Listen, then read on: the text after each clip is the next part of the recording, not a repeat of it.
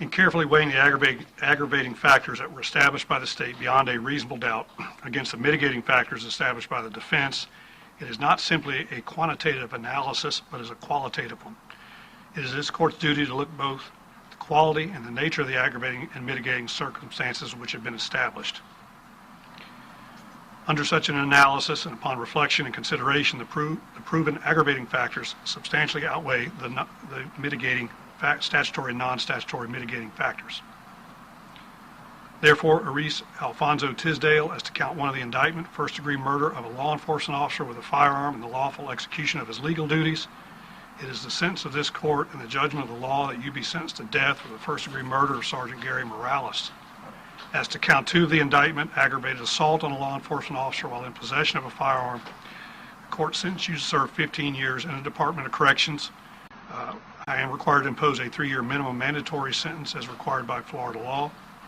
As to count 3, will adjudicate you guilty of possession of firearm by a convicted felon, sentence you to serve 15 years in the Department of Corrections to run consecutive to the sentence imposed on counts 1 and 2.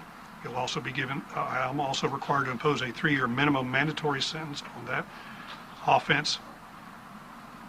As to count 4 of the indictment, fleeing and eluding, the court adjudicates you guilty, sentence you to serve 5 years in prison to run consecutive to the sentences imposed on counts 1, 2, and 3.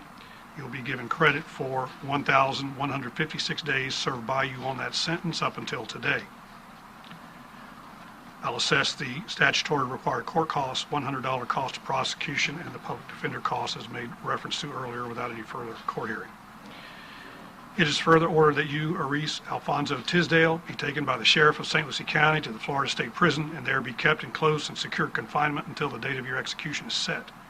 It is further ordered that on such time as scheduled by the Governor of the State of Florida, at the place of execution named in the Governor's warrant of execution, you be put to death. You are hereby notified that the judgment of conviction and sentence of death are subject to automatic review by the Supreme Court of Florida.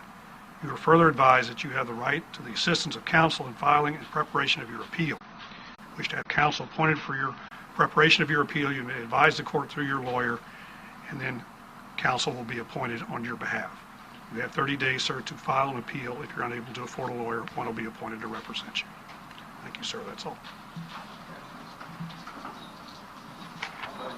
Well, you thought of it.